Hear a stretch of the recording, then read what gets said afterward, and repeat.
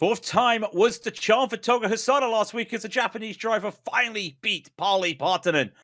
But it was another driver who came home with the victory on the high speed to Spa as Topi Kotanemi rolled the clock back just by a year. Today, the drivers will take on a different challenge compared to the first half of the season. They tackle a track that has never existed in the 70s. Kota has everything. Will it also give us a new winner? Well, we'll find out here. We bring you the Lotus 79 Sunday Grand Prix Series live here on iRacing, provided by the Global Sim Racing channel. Hello, everyone. I am Craig King. With me in the booth is Joey Atterbury. Behind the scenes will be our director, Christian Deploy. He'll be using cameras provided by Dougie Beard. Now, Joey, the last few weeks has shown us some of the best open-wheel drivers and some of the closest driving. Comes down to one common denominator. This legendary Lotus 79 car. Yeah, it's a fantastic machine, and I can't wait to see really what today's race kind of brings about. It's awesome to be back with the series. I've missed the last few weeks, so I can't wait to see how it all shapes up here on a Texas track that traditionally you think of Texas and it's flat, but it is far from flat here. So these Lotus 79, the aerodynamics are going to be on full display, Craig. Yeah, well, they say everything is bigger in Texas, and so is Kota. It's a big track. To find out more, we'll head over to our Global Sim Racing channel track guide, provided to you by Joe Peak. Welcome to Circuit of the Americas. The cliche of everything's bigger in Texas rings true for this track in the Lone Star State. Built specifically for Formula One, the number of corners, circuit length, safety features, and general track amenities immediately set this place apart from almost every racing course in the United States. Of the three layouts available, the most widely used is the Grand Prix circuit, which tops out at a whopping 20 turns along nearly 3.5 miles. Many of them have been modeled after well-known sections of European tracks such as Silverstone, Hockenheim, and Istanbul. But compared to those venues, this place still has lots of unique challenges. Turn 1 in particular features the largest elevation change from the lap and culminates in a blind and sharp hairpin. The penultimate corner is just as tough, with its off-camber apex and sudden drop forcing many to escape to the paved runoff on the outside. And though it was meant to lure F1, many other series have now raced here, ranging from IndyCar to WEC, IMSA, and even V8 supercars. Track days are also common, with the SCCA running all types of amateur events to allow up-and-coming drivers to feel what it's like to battle on the same tarmac as Vettel and Hamilton have. With this track, American race fans finally get to experience a purpose-built course made in the modern day. Texas went bigger and better, and in the process, raised the bar for their peers. Well, this forecast isn't what we'll be seeing today, but we'll be seeing a lot of this track. Joey, I believe with your history, you've driven this track. I think you're probably one of the better drivers to give us an idea of what we'd expect at Kota today. And not one of the better drivers, probably the best driver to let you know about Kota out here in Austin, Texas. It is a behemoth of a circuit out here. 20 turns is what it is, 3.42 miles in length, and it is going to be one of the most physically and mentally demanding circuits that these drivers will go to all season long. It all kicks off with turn number 1, the steep uphill, also known as Big Red, one of your best passing opportunities, but be careful on that brake zone. I mentioned it's steep uphill. It's easy to overshoot that apex as it crests over the top of the hill. And then through the primary kind of sector 1, turns 3 through turns 10, call it. That is the S section. You got to stay on line. If you get on the back foot back there, maybe even behind on one apex, you're going to be losing out on the next handful of corners. And then circle turns number 11 and turns number 12. Obviously, one leads out onto that back straightaway, and then turn number 12, a great passing opportunity. And then comes sector 3, another slow sector through, call it turns 13 through 17, 18. And then turn number 20, the very, very final corner on this circuit. You got to be careful. You actually carry a ton of speed through turn 19, so you got to make sure you slow it up for turn number 20. And then, of course, Craig, we got Barney out here at every single corner. You got to watch those incident limits around this place. Yeah, we'll watch out for those incident limits. We'll talk about that in a moment. But there is a championship going on. And we did mention that Pali Partanen did not win last week. Does not matter. Able to still keep that lead to 13 points over Toga Hisada. It has been a 2-car battle this season. Gunnar Friescher is so close to catching up to them. That gap of 80 is big. Drop weeks will come into it, though. So we do have to keep an eye on that. But look how close it is at the bottom of this as well. Hans Sommer, Ross Banfield just knocking at the bottom there. They're just holding on to that from Kartik Pai in 11th. Going to be interesting. There is also the F2 championship, though, Joey, and that's looking very close. Yeah, same cars, just separated by the driver's iRating. And you mentioned close. It is tied up at the top between Aaron Blair and Luke Rasputic, 232 points apiece. So definitely have to keep a name on those two, Blair and Rasputic. And then kind of a big gap, 67 points down to Ben Summers hanging out in third place. Pretty close between himself and Connor Levy there in fourth. Then another little bit of a drop-off back here to what is the top five with Alex Marsh King. And then you see only 4 points separating himself and Byron Long. Juan Miserem also involved in there in seventh. Alec Klessig, Yanni Lehman, and of course, Cristiano Corani here in the top 10. And with the F2 also comes the team standing. Something the drivers like to do, sign themselves up on the forums and the Discord to be part of this team championship. Run by yourself or out.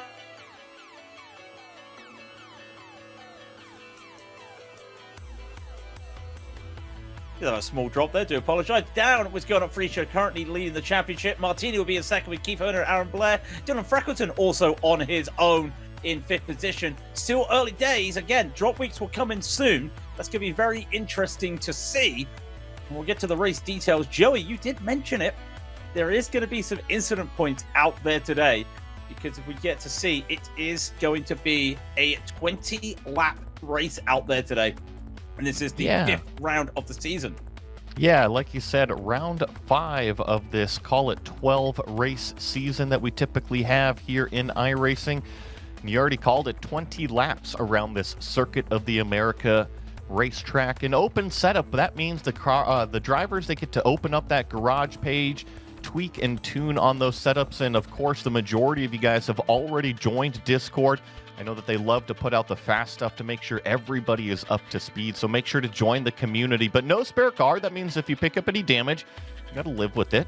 And then drive through at 17 incident points and a disqualification at 25 incident points. And kind of the reason why I brought that up, Craig, is because here at COTA, it's just a big flat piece of pavement. You can easily go jumping over the apex curbs as well as those exit curbs. So it's not necessarily the car contact, those 4Xs that really kind of rack up those incident points. It's actually just every lap, maybe clip in turn 1 and then maybe clip in turn 5 and then later on down in turn 7. You can really, really gather up those incident points quickly here. Yeah, and also just remember, this isn't the 4-tire off-track rules. This is the middle of the car rules. There are some anti-cut curbing out there as we see a very misty day as Partanen goes fastest with his final lap of qualifying as they're still in the qualifying stage. Here's one of the drivers waiting to see what he can do. It's Togo Hisada. Come around some of these final corners. This is a really tough corner. It's turn 20. He'll come on by the number 2 car, looking to try and leapfrog. Banfield goes into second in the qualifying. Pisada is not good enough. And for the first time in 3 weeks, Joey, he will not be starting on pole. That's pretty big there. Pauli Partanen still on your provisional pole there with that 151.35. That's the time that everybody is chasing. And like you said, almost a quarter of a second back is Togo Hisada. Now we're watching Dylan Freckleton here on his second flying lap come through what is turn 17 and 18. There's turn 19, a very fast left-hander. And then I talked about turn number 20 here, the final corner on the circuit. You really got to whoa up that car. And you see it almost in a 4-wheel slide, trying to put the power down. Dylan crosses the line here, 152.16. So that'll actually vault him up inside the top 5. A nice lap for that number 5 car. 5,000 set behind Jack David Spickett, as unfortunately just not getting to the second row. Going to have a really good run to the first corner, though, to get to the inside. Here's the number 20 car provided to you, which is Martin Reisman. We've got a full 35 car grid out there today. It's going to be very interesting. You just start to see just if he gets on. He's got 32 seconds. Not going to be enough time. Does give us a nice look at this long banana-like straight around here, Joey. That's how I like to call it. Just see the cars. They don't realize until you see that angle, the elevation change coming down to hit hard here for 12, and this is where it really starts to get slow. Yeah, there's some small undulating hills on the back straightaway there, but it's really nothing to kind of take your breath away. And like you said, there's no way that Martin is going to be able to get around to the start-finish line by the time the checkered flag waves here in approximately 1 second. So, unfortunately, he is going to be starting from the back based on iRating. Yep, and we have got the 34 cars out there. And let's go over that grid as quickly as we can. As we said, Pali Partanen will be pole position today. Alongside him will be Togo, his starter, and Ross Banfield will be in third. And then, as you can see, Jack Davis Pickett will be fourth. Dylan Frackleton fifth with Paul Williams in sixth. Kartik Pai will take seventh with Kel N.R. Svensson in eighth. Gavin Martinez will be ninth, and Connor Levy will be 10th. Across the page in 11th is Kevin Parrish in that number 12 car. Daniel Gallus lined up next to him on row number 6. Yanni Lehman starts in 13th with Shervin Samari in 14th. Keith Herner here in 15th with Christo Shinmai in 16th. Juanmi Cermeño in 17th with J.W. Miller starting 18th. Then on row number 10 is Kurt Clapper and Victor Alonso Diaz rounding out the top 20. We've got 6 more cars out, the 14 left at set some times. Andre Felipe Diaz will be in 21st. Richard Thurston will take 22nd. Then Cleber Botara Mora will be 23rd with Christopher Adey in 24th. Alan King will be 25th, and the last at the time qualified to be Yanni Pedersen in 26th, which means Jason Clapper, Luke Rapustik, Martin Riesman, Manning Gridden. And then we'll go to the next 4 drivers. Alec Cunningham, Jeffrey Davidson, Donnie Shelley, and Nolan Weber will be the non-qualified. As we were saying, they will be sorted by iRating. And that's why you get Jason Clapper, the man who always loves to start from the back. He will just hold on. We're waiting on a couple drivers. Pali Partanen is waiting. Usually the man at the front of a grid. Usually the first to the line. But no, he's going to be one of the last ones to get here. Everyone is waiting for Partanen. Going to be an interesting run down to the line. I do feel sorry for Christian today. He's going to do his best for these cameras. It is so tough out there. 99% humidity, 22 Celsius track temp. That's 71 Fahrenheit. It's a cold morning in Texas. We don't really want it too hot out there. We're ready for 20 laps of action here at Circuit of America's. The drivers rev up and we get going. It is another good start once again for Partanen. In the background, some really good launching from some of the drivers. I believe that is Danny Lindman who gets a good run. Into the first quarter they go. Will they all get in? Hard braking for Dylan Freckleton. A little bit of free wide. They all get together. They all concertina up. Everybody going on. Lucas Butic is up 8 places so far. The rest of the field is only Jack Davis Pickett who's made any big moves. And now it goes through the S's for the first time. You better be single file through this 3, 4, 5, and then bend it around turn 6 in the left-hander, turn number 7. Togo Hisada still giving chase to Pauli Partanen, but these aerodynamics, that's what's on full display, gripping these cars down to the ground. They'll come on down very shortly to turn 11, and this is where it's going to be interesting. The last few weeks, well, the whole season has been about the straight line speed and making some moves.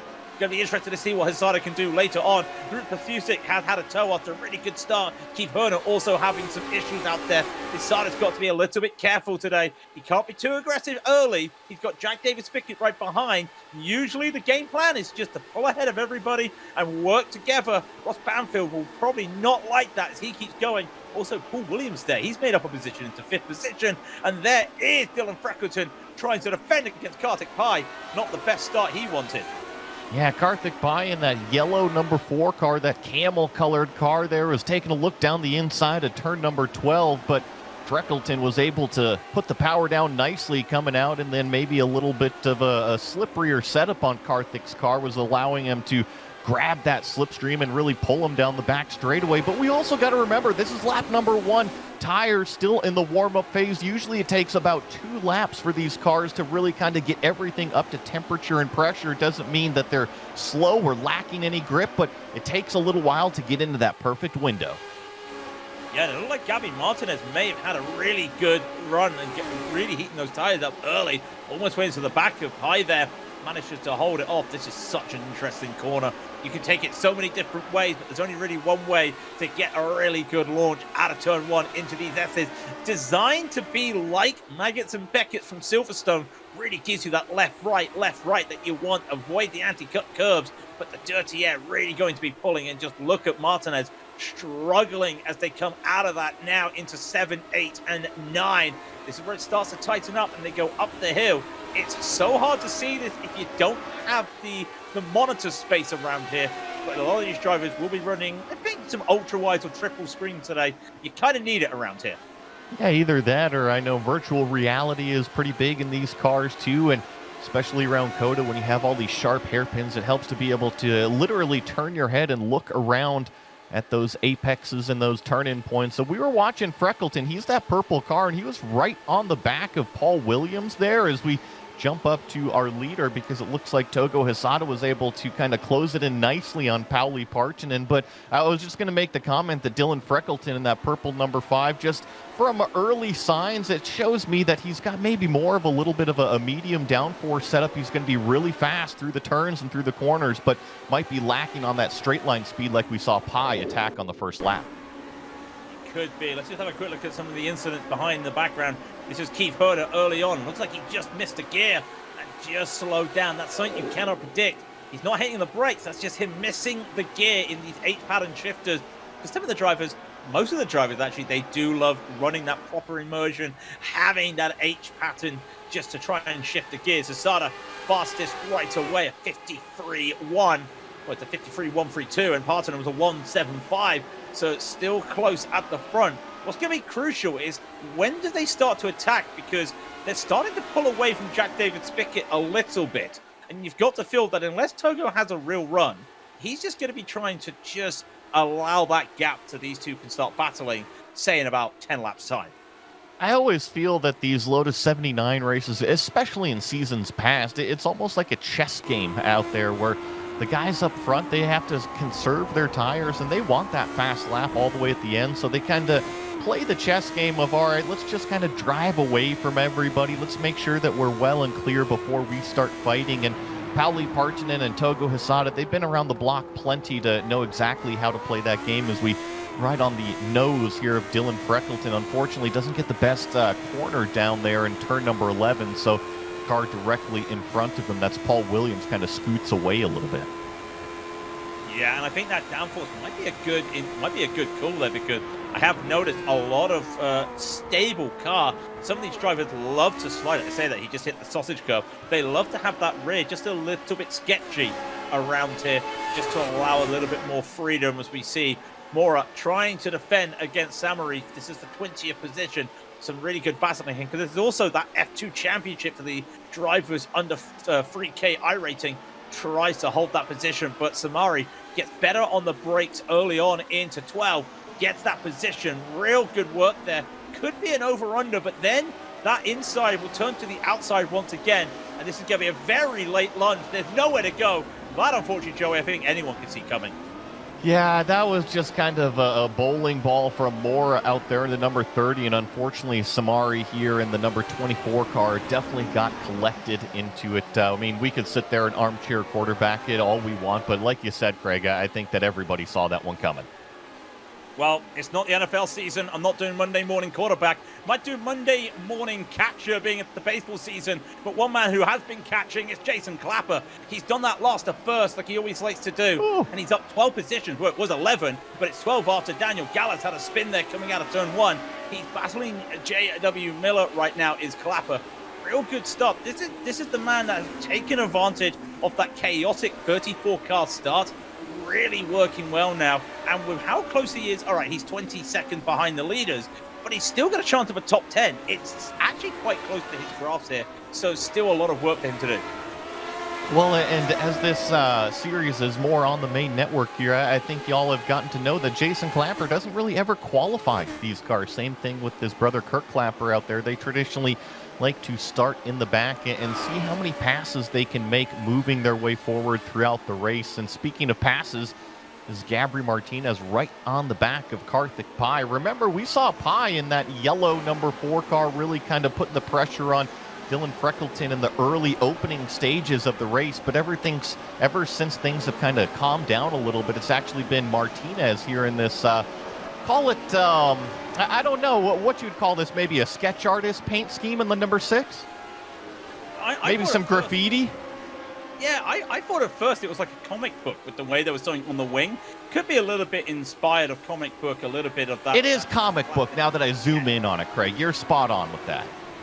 I hope I'm spot on with that sometimes. But yeah, it's a very interesting livery. I know a lot of the drivers with that team championship, they kind of run classic liveries from the old days, from the 70s. But Gabri, he's not one of those drivers. He loves to run what he likes to run, as does this man, really, Jason Clapper. He runs what he wants to run, especially against J.W. Miller. He's going to get a good run up this hill, and it's such a high hill. This is not a hill climb like you see in British motorsport, but it's a good lunge. And I tell you what, he's done that really well in J.D. Miller. Gets a speed down right away. That's the tough part, Joey, when you come to getting on the throttle, making overtake at turn 1. You've got to make sure you back it up by getting that throttle down.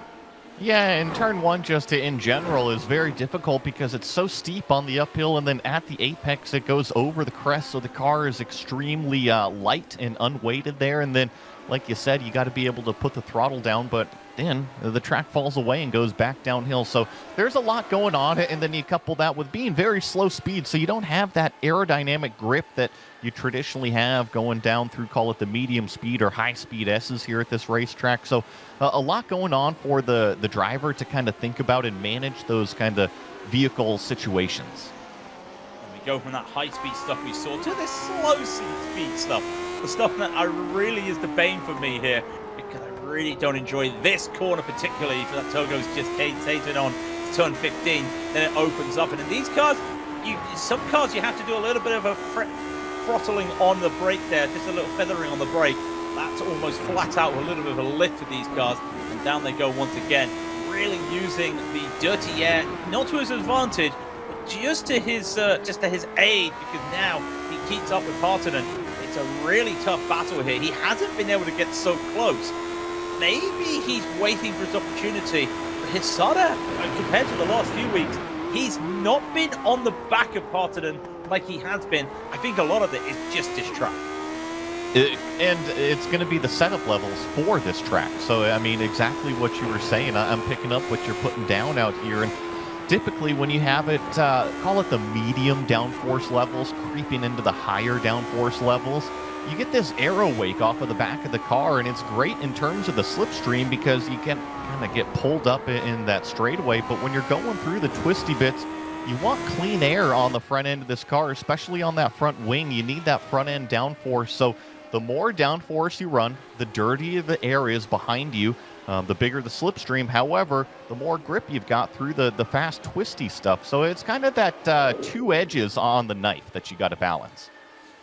Well, let's look what happened to Martin Reisman. And I think that was just a little bit of two cars not realizing their noses were coming together. And it was not a little bit of Lady and the Tramp. It's not like that with the spaghetti in the back alley, unfortunately. None of those drivers realized what was going on. Just an unfortunate moment for both of those. As Asada, this is where I'd expect him to be catching just these corners here, just with the way he loves a little bit of a looser car. And you can just see he slides a little bit in. I love that. Love how he gets it done. He does talk about he likes these setups, and just not there at the moment. As he gets to the high-speed stuff here at 17, 18, he gets a little bit closer, comes down to the slower stuff, and there we go. I think it is just that setup you're talking about. And with this ground effect skirting that you get on this car as well, it also adds another element because you kind of want to be stuck to the ground here. And one thing Cota's not, Joey, is flat, and there are some bumps on the track. Definitely bumps, and then the drivers like to abuse the curbs. So the red and white curbs are typically alligator stepped curbs, so it can kind of upset the platform of the car. And then on the apex, you've got those giant orange, call it bread box curbs, sausage curbs, whatever you want to call them. So yeah, it's not necessarily flat and smooth around this place. And I'll get a little bit nerdy talking about this setup again, because I'm always obsessed with the downforce levels here in iRacing. I really do think that the rear wing can kind of dictate your straight line speed, at least here in the sim. And at Coda, I think we see more of a medium downforce level. However, if you can trim it out, meaning less downforce, even if it's just one click, that means you're going to have a better straight line speed. It's going to make you very, very difficult to pass, but it's balancing that fine line of being in the window, that it's not too little downforce, but having just that little bit less than somebody chasing you. Yeah, I think you and I are going to have a discussion about what we call these sausage curves. Over in Europe, it's a sausage curve. In America, it's a turtle. Now I've heard it's an alligator. Now it's a bread box. I'm not sure what we'll go with, but we'll go with one of all of those as Manning Grinham having his own little battle at the middle of the field. He's trying to get past Jeffrey Davidson. This is Manning. He took a pit lane start. He's just really struggling. You can see loses the flow at the start of these S's, and just that mistake, it just sets you off course. It's kind of like an oscillating structure there. You want to keep those oscillating together, or the oscillators together, otherwise you just make a little bit of a moment there, a little bit of a rhythm change, and that's also happened to Jeffrey Davidson here. And this might be a move on here, but smartly Manning deciding not yet, just going to wait for this, because there's the mistake from Davidson. And he's also got Keith Herner. These three having a nice little dance in the back of the field. Yeah, so Davidson is that black car with the green highlights, and then we're watching Manning Grinham here make that pass in the red number 25. He easily is able to pass him with the slipstream down this back straightaway here. I'm curious, can Keith Herner also do it? And then you see a little bit of a defensive move from Manning, because a little early on the brakes, and now Davidson is going to be fighting back. He's going to be on the wrong side of the road here through what is turn number 13 and 14. He's able to put the power down nicely, but then kind of runs out of racetrack as Manning kind of cuts off that driving line. And then all three of them take that nice shallow, call it an autocross line through what is turn number 15 and 16 right there. Typically with the slow speeds, you don't have the aerodynamic effects, and the shortest distance can be the quickest way around. Yeah, and it also comes down to who gets on the throttle easier and faster, and Manning got on that throttle before Davidson. And this is Jason Clapper back with him. He's made his last two overtakes, it's just around the start of the lap. Looking to probably try and not do it this time. Going to get a good run on Christo Chimay to see if he can get it done. And actually, Chimay goes a little bit too wide there. Doesn't get on the throttle in time. That could allow Jason to make another move. This would be 15 places up today if he gets it. He does indeed. His brother Kurt, family member Kurt, goes down a position in the background. But Jason, he'll go up one more spot. He gets up to 12. He's only 7 seconds off the top 10. I'm just saying, it's still doable, Joey. I think that top 10 is on today for Jason. Well, and I look at his fastest lap, a 153.90, as we watch Kurt on our screen right here. And I'm talking about Jason, and the next car up, fast lap is a 54.8. And then that top 10 fast lap is a 54.5. So I think that if Jason kind of keeps up his pace, yes, he should be able to close it in, grab 11th for sure. But catching, passing, we know it's two totally different things out here in the racing world. So Jason still has an uphill battle, let's put it that way. Yeah, well, we say an uphill battle. He's just about to go to turn one, so definitely going uphill. This man is going down the hill. It's Togo Hisada still trying to, I wouldn't say find a way to get past Partanen. That he has to actually do this in 3 steps. The first step is get up to Partanen. The second step is to stay with Partanen. The third step is to overtake Partanen. At the moment, he's really struggling. Where is he quickest? Well, he's actually been quicker than Partanen really around those S's, that first part of the track. Again, I kind of would expect that with the way Hisada runs these cars. He loves the type of track that you get at Suzuka. So think of the S's at Suzuka. Togo loves that track. That's the type of cornering he loves to take. So that works for him. This, I thought he would be a little bit quicker. Maybe I got my my stats wrong here, my research wrong, because he's really struggling out here. Partanen really putting on the hurt out here today. Really just pushing on. This could be win number 4 for Partanen today. We'll have to wait and see. They're not even halfway yet, so a lot still to play for. Yeah, and if I'm going to put on my professional driver hat over here and just kind of be a competitor for a second, I think that I'd pay attention, call the next 5, maybe 7 laps from Togo and Pauli, because I think that will really dictate what Togo has the final couple laps, right? That'll set him up with 3 laps to go or so. See if he's within striking distance. But what I see the last 2 laps, maybe even 3 laps, is that what was a 3/4 of a second gap between Togo and Jack David Spickett there in third has now ballooned 2 seconds. So Call it the first phase is officially done, even though we're already halfway. They're kind of dropping the rest of the field. Banfield has done a terrific job to kind of hang on the back, but even then, he's fallen off a good 5 seconds off of this battle here. So I think if Togo can hang with Pauli here in the next 5 laps as we get a replay here, let's see what happens to J.W. Miller. Just jumps that inside apex curve up at the top of the hill. I think that was about turn number 9, 10 area up there, and lost a little bit of position. But going back to this point here, I think that if Togo can hang on the back of Pauli the next 5 laps, the next 7 laps, he's at least put himself in a position to potentially strike at the end of the race, and that's where he needs to be ultimately. Well, I'm pretty sure I predicted something along that line about lap 13, lap 14. 15, we'd see Hazada start to make some attacking. Dylan Freckleton still trying to get that place back he lost at the start of the race against Paul Williams, who took that position, and ever since he's been like a school ground kid trying to get his ball back from the bully, saying, give it back to me, please. He's not able to get there yet, and he's kind of in that same situation that Hazada's in. He's having to try and catch up to the back here of Paul Williams. He's getting some really nice driving, though. He's really keeping it smooth.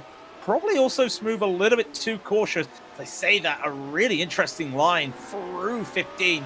That is so a corner. I haven't talked about it yet, though, Joey. You'll probably know better than me. So many different lines you can take into 15. We've already seen one driver mess it up to go for a very late move. But a lot of these drivers, they go wide. They try and go inside. There isn't really a right way or a wrong way to do that corner. No, I think the only right way or wrong way to drive Coda is who's paying attention to the track limits. And here in iRacing, Barney is always so strict with these track limits, so you really kind of have to keep it within the red and white painted curbs here in Texas. So I think that with these cars, Craig, you were talking about turn 15 and 16, you kind of have to think of them as an extra large go-kart, because that's exactly what they are. And taking that shortest distance where you can really just kind of load up the right side of the car around those slow left-hand corners, I think that would be the fastest. You're not really going to get a benefit from widening the arc down there in those slow speed corners. No, and I do actually like this. You can't hurry Lotus. Well, technically you can't hurry any car around this track just with the way it is. And Dylan with the Isle of Man logo, or the Isle of Man flag on his helmet as well, driving that fantastic TVR. Anytime you see Dylan drive any series on iRacing, you know it's Dylan. This metallic purple, this TVR metallic purple, you just see him from a mile away, in a good way, because purple is a fantastic color to have on any racing car. Just losing out here again on Paul Williams. He was 2/10 faster last lap, just having a small bit of an issue out there this time by. Going to be interesting to see what he can do, and I'm just paying attention to the leaders because they have had to go through some lap traffic, something that these two don't have to go by at the moment. Clapper, he's right on the back of Kevin Parrish. I didn't think he'd get here so quickly to try and get to P11, but here we are, Jason, right on the back of Parrish. This is the battle that they've had many times around this position. And this is coming up to that slow speed corner section that you were just talking about that we got a little technical with, and very, very similar lines from both Kevin and Jason through there. So now it's going around the long triple apex 17 and then call it 18. They all blend together here, and then turn 19, I think, is actually one of the trickiest corners on the circuit because the apex kind of drops away from you slightly in terms of elevation, and that's exactly where you have all the loaded grip on the right side of the car. So you want it to turn to the left, which means all the weight's on the right side, but the track is falling away from you. So I think that COTA, I've always said it's one of the most physically demanding circuits here in North America. Here in the sim, maybe not so much. You can adjust your force feedback level to kind of whatever you want it to be. But in terms of mentally demanding, we talked about it several times. Even you were mentioning you don't get behind here in these S's. If you get behind on one corner, it's going to cost you through the whole thing. Yeah, it is so important. In fact, when you see the MotoGP down here, I know we're on 4 wheels today, not 2. It is a highly demanding track for those motorcyclists. And even then, it is so hard for those drivers to keep them going. Even for the F1 drivers around here, they have a lot of struggle here. Think of the G-forces in the real life that they have to go through. Thankfully, you don't get that feeling here on the sim as Jason continues to look for a way. And you start to see that timing tower. Yes, the timing tower we show you. Hisada is getting closer to Parton, we don't need to get to it too soon because the gap is just not happening. He's now in that position. It's lap 12. We said it. Around this time, they've got a 3-second gap as Jason continues to look for that overtake. He's going to get this done. He'll go up 16 places at the start since the start of the day, up to 11. A really good Jason Clapper special, as we like to call it, because that's an all-important move. Just ahead of him, 4 seconds up the road, is Connor Levy. And Hisada, we know he's good on the late braking. Won't be doing any late braking at the moment, Joey. Yeah, he kind of got the nose chopped off by Pauli Partonen there in turn number 1, but that was all fair game in my book because Togo just kind of made a little bit of a lunge, and I don't think that he was actually trying to get up alongside Pauli. I think he was just trying to get a little bit of clean air to the front end of that car because remember, even at top speed, the aerodynamics do help affect that braking grip out there, so I think that's exactly what Togo was trying to do. And then a little bit of a different line. You see that second place car of Hisada really using those apex curves, using all of that track limit out there. I know in the bigger, heavier sedan cars that I've got a lot of experience with, that's when you typically open the corners and really run up all over those apex curves and try to kind of open up this racetrack. But Togo Hisada doing it, just try to find a little bit of clean air. Trying to find some clean air, almost kind of like an Indy Cup. You wonder what he's doing. If you've ever seen Indy 500 and you see the driver take different lines through the corners, you know why. They're trying to just get some clean air, or just trying to disrupt somebody behind them. And that's what Togo has been doing. He realizes he has that speed, but he also doesn't want that overspeed. He doesn't want that understeer as well. The dirty air will provide, and look what it's brought him. Right on the back of Partonen. Can't get on the throttle in time out of 15. Into this triple header. He does not have the speed around here. It's a corner that Partonen is the strongest of. Really takes it tight there. I think he may do a bit too much of a lift as Hisada comes on and by. Hard he goes now. They lost a lot of time there. 2 tenths from that turn 15 all the way down to turn 20. It is 2 tenths he's lost. It feels like it's that triple header at 16, 17, and 18 that you've talked a lot about, Joey. Yeah, and setting the fastest lap time of the race, Pauli with a 1:52.192. Don't be confused, because Togo Hisada's fast lap is a 52.198, only about 0.06 of a second separating those two. So stacked on top of each other in terms of that performance window. And I'm going to pay a little bit more attention to kind of just how the vehicle dynamics are doing between both of these drivers up front here. See if Pauli's starting to make any mistakes. See if Togo's starting to slip and slide around anywhere. And if there's a difference here, this lap, I actually think that it was Hisada that was losing out through that S's section. Maybe wasn't getting all the clean air to the front end of the car that he really needed to. So Pauli was able to take advantage. And Craig, I think that's kind of the seesaw battle that we've been seeing, right? Occasionally Togo is a quarter second back. Sometimes he's 0.7 of a second back. It all depends on kind of where he grabs his slipstream. And actually going down the back straightaway here, this is an opportunity. He's going to show his nose, but say, you know what, 2 car lengths, not quite close enough for me to make the lunge here. But that was the first time that I really felt that Togo Hisada was a threat to take a position. I had a smile on my face when I saw that, Joey. That's a warning shot. That's Togo just trying to play the game for a moment. Remember, ladies and gentlemen, at Monza. If you haven't seen it, it's everywhere on the iRacing socials from 2 weeks ago. Hisada doing a similar dive into the final corner, the Parabolica at Monza, to try and take the win away from Partonen. It did not work. That's the type of corner I think he might be able to make it work. It's a hard corner at 12, but you have to get the speed on when you turn in because it's so tight. I reckon he's setting himself up because this corner here, he's not getting the run he wants out of 20 to try and make it up the hill into turn 1. He gets really close. He's really gone on the brakes, but he is struggling elsewhere. This is the man that Partonen called one of the fastest drivers on the sim using an 8-pattern shifter. I've known Togo for the last 2 years and the driving he's done. He really is one of those drivers you have to pay attention to, even if you see his clips, because every time he gets in an open wheeler, magic happens, Joe.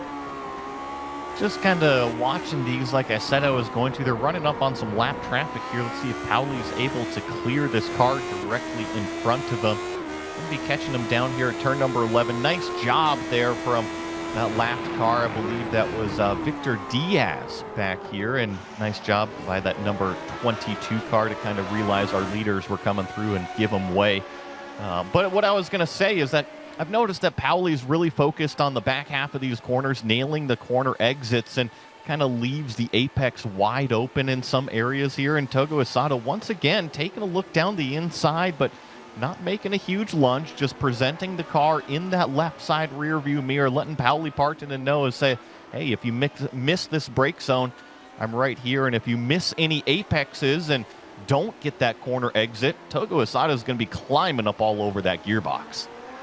Yeah, he loves to do it, and he's almost doing a Lewis Hamilton-like little fake out there, which he loves to do. They got some more traffic coming up.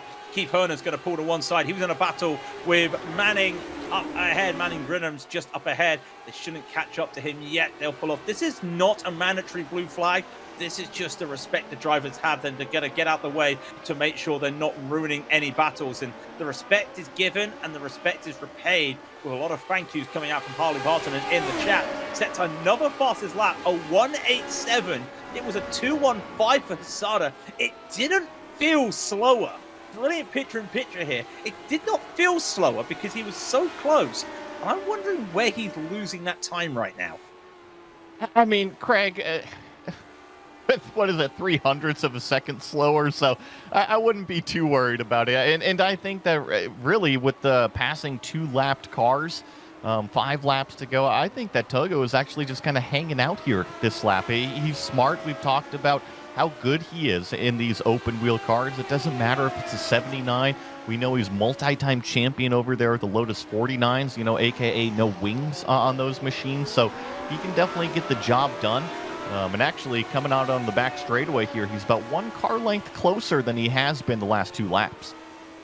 Yeah, let's see what he does this time. Is he going to look for a little bit of a move? 300th may not sound a lot, but remember, he had the closest finish in the Lotus 79s, and he's actually going to go late on the brakes this time, and he's going to hold this down. They're going to go side by side through 15. Through 12 into 13. They're going to try and go side. And is Asada trying to do the over-under? He is. It's not going to work. Might be a bit too much of a cut there in at 14 and 15 again. Tries his over-under. I think he's dropped off a bit too much speed. He has. That's what he's been trying to do 2 laps in a row. It's not worked for him. I feel he was too far back. He left the door open too wide, did Partanen, but it's a double sliding door. So one door was shut. He still had the other door ready and open, so he could just keep going.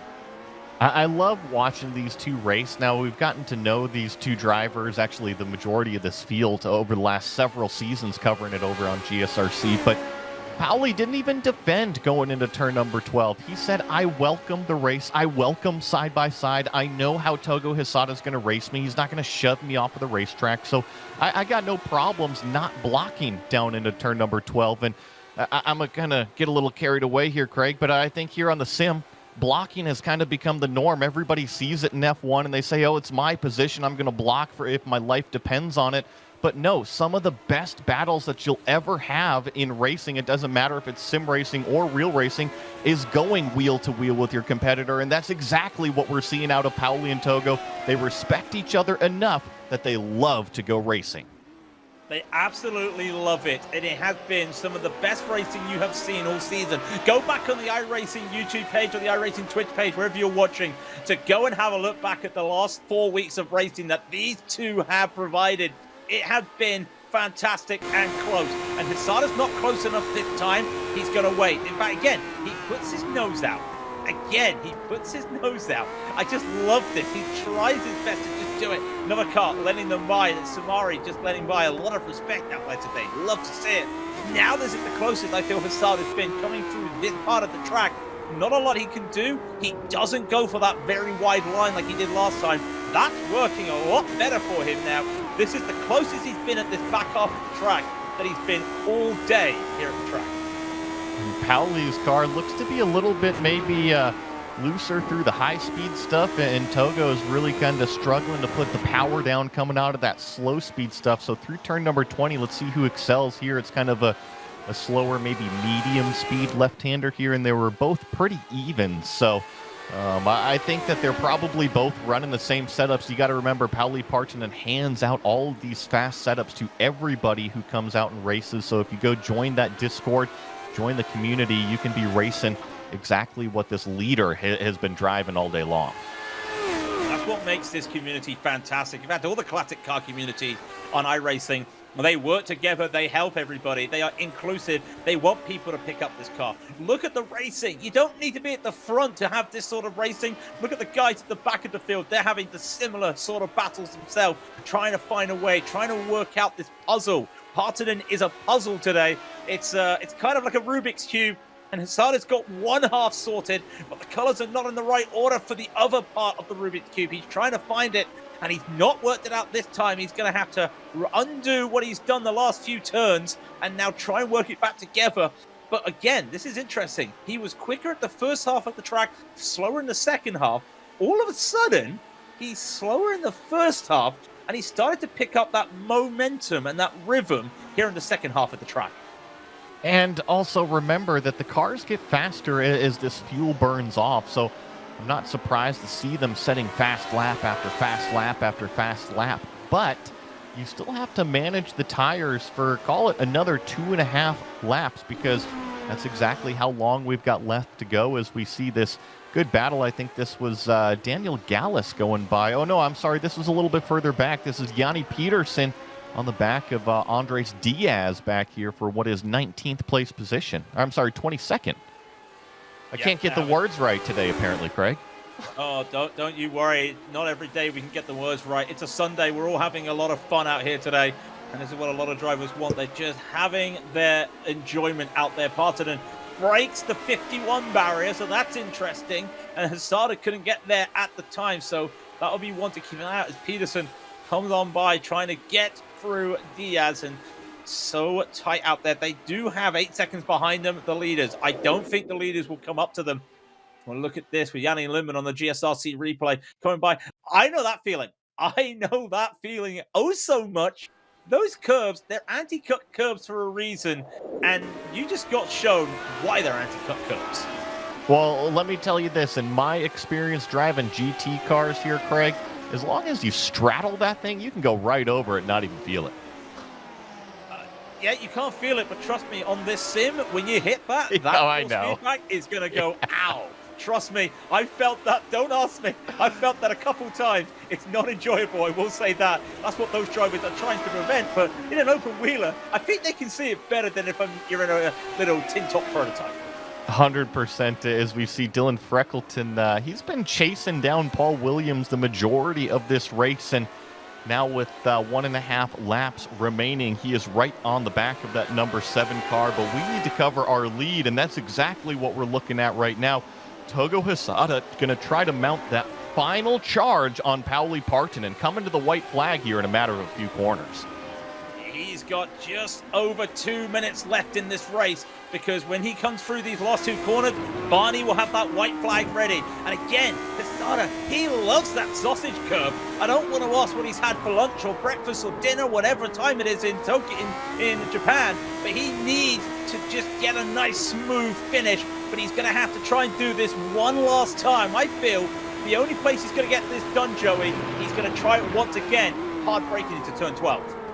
Yeah, I think that's probably where he's been the closest. I think that the aerodynamic dirty air effect isn't going to get him close enough going down into turn number 11, but that's kind of where I would circle. And if you're going to kind of look at 2 different areas, look towards turn number 11, but I already feel like Togo's lost too much ground here through the S's, so that kind of cancels out turn number 11 unless Pauli Partonen makes a mistake. The other one, I'd look towards maybe even turn number 19. Remember, you just made the comment that Togo has been all over that anti-cut curb. If he's close enough, he can make a dive down to apex. Yeah, he's not had a good time through the S's. He hit one of the curves, and that just lost him that momentum. He's lost half a second, and his best chance to make an overtake has gone away. He's going to have to just hope Partonen makes a mistake, or he finds a way to find 7. Yes, 7 tenths on this final sector, which, trust me, is a big ask. But he'll go hard into the braking, into 12 for the final time. There's lap traffic. Hopefully this doesn't hold up any of the drivers, but it may hold up Partonen. In fact, it has. And that's 2/10 given to Hosada right away. And this, even if Hosada gets an advantage here, he has to get past Diaz. Diaz is going to probably just pull to one side very shortly. Partonen's going to need to look for a way. Oh, this is not going to be the way he wants it. He's still looking. Hosada's right on the back as they come through the triple header. 18 they go through. This is the corner Joey said is going to be oh so important. Hosada gets a really good run. Has he gone too wide? He's gone too wide. Partonen needs to make this overtake to try and get through. So does Hosada. They slide. It's going to be a drag to the finish, but Partonen holds it. Hosada loses the slide. He will lose it, and Partonen wins another close one by half a second. And some good little driving at the end there. What could have been for Hosada? That was a fantastic race between two of the heavyweights out here, and I can confirm that Jack David Spickett hangs on to the podium, that last step on the podium, in what is third place. And it was getting to be some pretty nervous times as we watch Paul Williams cross the line in fifth. Banfield got fourth there. Paul in the top five with Dylan Freckleton giving chase. But I was going to mention very nervous times on that last lap. I don't think Pauli wanted to see that lap car stick in front of him, call it through the entire last half of the lap out there, but still was able to manage it and get it done. Yep, that was a little bit of a hand in the mouth moment there as he holds on by. Connor Levy will come 11th. Jason Clapper, we just saw him. He managed to get that top 10. Fantastic drive for him today. Kevin Parrish will come across the line in 12th. The Ohio native will come on by. Christo Chinmao, never talked about him a lot today, but he managed to pick up a 13th position. Real good driving. And here's Alex Cunningham, still racing out there, trying to have a battle with Martin Risman. Had a little bit of a slide there, just trying to get the power down through 13 into 14. That might be all she wrote for the Canadian. Not going to be one for him to have there. Had a really good race, though. Plus 11 positions. 20th is not a retrospective of where he's been. A lot of positions made up for him. Yeah, well, I mean, I think that the best way to kind of judge how your race has been going is he's wearing the number 26 board, right? That is the 26th best iRating here in the field, and he's here in 20th position. So to your point, not only gained 11 positions on track, but punching above his weight when it comes to that iRating. Well, let's get to the standings, and it feels a familiar setup here. Number 1 car, Parley Partonen. Number 2 car, Togo Hosada. Another close one for these two. Then Jack Davis Pickett will be third with Ross Banfield in 4th. Paul Williams will take 5th, and Dylan Freckleton will be 6th, followed by Kartik Pai, who finished 7th where he started. Gabriel Martinez will be 8th. Yao Enya Svensson will be 9th, and up 17 positions, Jason Clapper in 10th. Nice job from Jason Clapper, definitely our biggest mover, and he did grab that top 10. Remember, Craig, we were talking about that. Is he going to make it up there to the top 10? And he certainly did. 11th is Connor Levy back here. Kevin Parrish in 12th place. Christo Shinmai here in 13th with Daniel Gallus in 14th. Kurt Clapper, 15th. Yanni Lehman, 16th.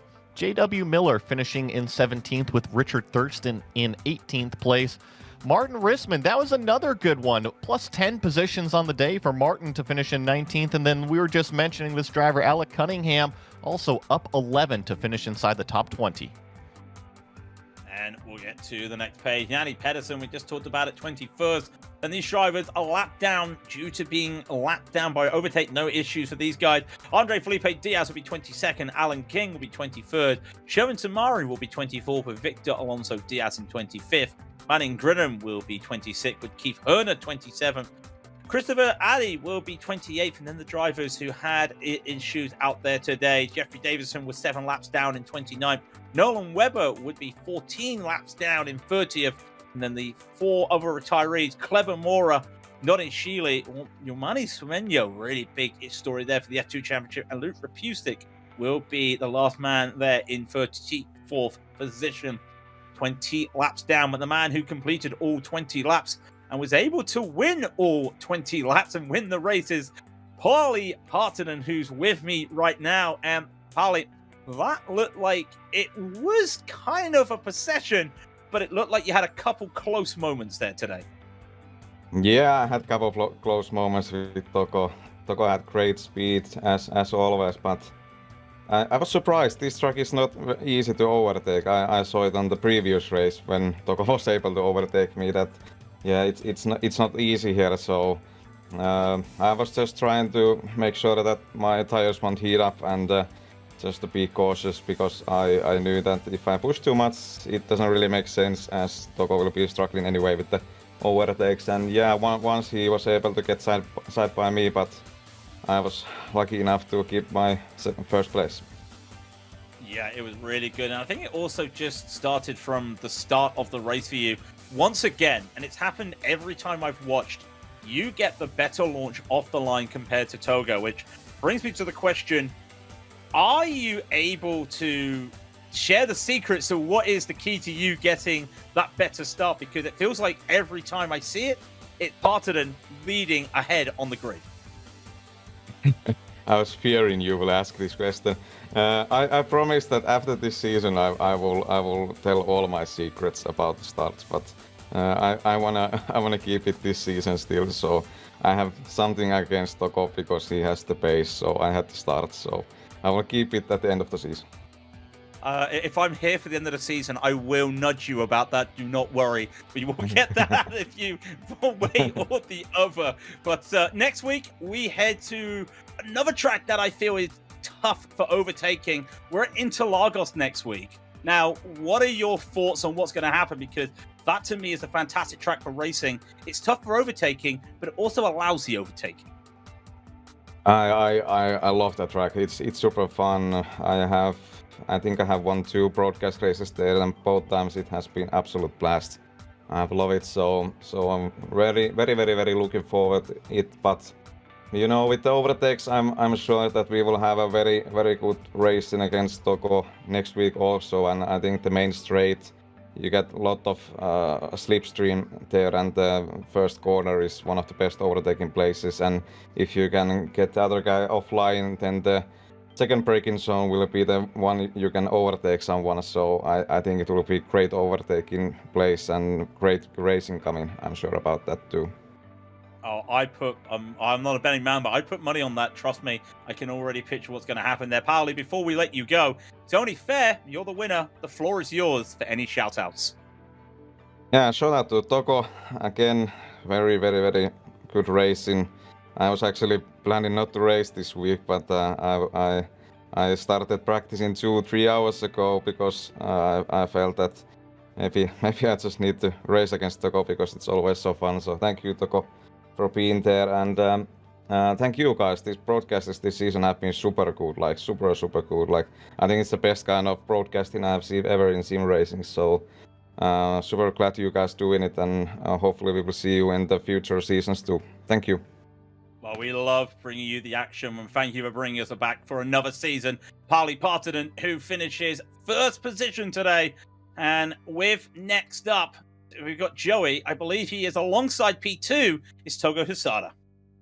Yeah, we've got Togo Hisada in the broadcast booth. Congratulations on your second place today.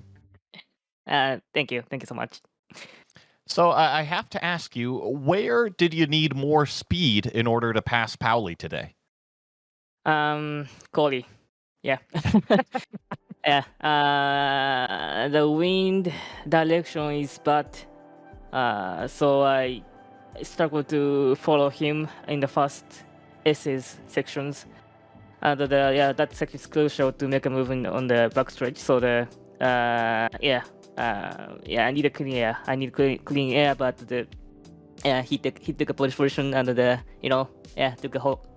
the hold shot. So it's so hard to make a move to him. Well, and you mentioned hole shot. He got the launch, and apparently he's keeping some information close to him. He says that he's figured out something about the starts. Does that kind of make you go and practice the start, see if you can kind of out-drag him into turn 1 if you find yourself in second place in quali again? Yeah, in fact, actually, I'm searching how to start. And every time I'm alongside to him, and there's every time starting, looks like he kept push the clutch so long, so it might be a little bit, Little tricks that he's picking up. Yeah. That's it. Yeah. So the just every time I watch replay back, what's going on with his launch, but still I cannot copy his way to start. Yeah. So. It's a big mystery out there. It's almost like we need Batman, the world's greatest detective, to come and take a look at those starts for him, see what really is going on. But Togo, congratulations on the second place. You and Pauli have been doing fantastic all season long. I just want to say thank you because you provide some of the best racing that we see on this channel. So thank you for coming out every week. Is there anybody that you want to say thank you to? Paul Partonen and the Lotus 17 community, and also, of course, the Global Simulation Channel broadcasting team. Well, that was Togo Hisada driving the number 2 car, making it easy, coming home in second place for us here today, Craig. And I think that is going to do it for another action-packed Sunday here for the Lotus 79s. It's another race. COTA can be a hit or miss sometimes when you're racing it. When you're watching it, it always delivers a lot of action. And we talked about it, or I talked about it with Partonen earlier, Joey.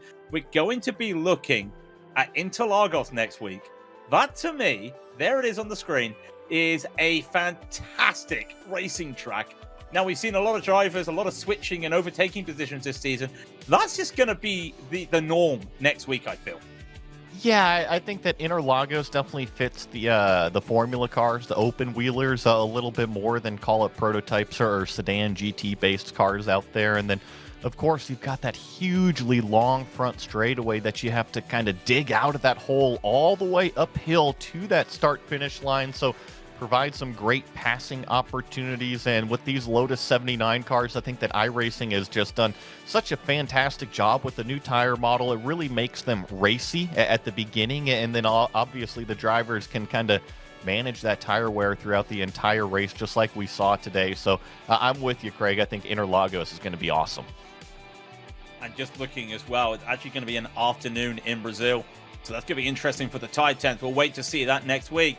We got to get there first, and then we've got a whole 7 days to go. But there are also other broadcasts that's coming up in this channel for us. So if you do want to check out the Global Sim Racing channel, we do have the Porsche Owners Club tomorrow. And then we'll be back for our weekend of classic racing, of course. The Grand Prix Legends in the Lotus 49s next Saturday, the Inter Vintage, and then the Skip Barbers on the Sunday. And we did just show you as well, it is Interlagos for us next week. Gives me a good chance to wrap off the day and give a thanks once again to Joey, a thanks to Christian, and a thanks to Dougie, and a thanks to everybody here watching us here on the iRacing channel. If you do like what you see, please do give a like and a follow to the iRacing. Please check out our broadcast on the Global Sim Racing channel. You do not want to miss any other action here on iRacing. It is fantastic. But it is Partonen's day once again. Hisada's had 5 second places. Is he going to be the bridesmaid, or will he finally be able to go down the altar with that victory in his hand to get where he wants to be? Maybe it's next week at Interlagos. We can't wait to show you. But until then, race clean, race hard. We'll see you on the track.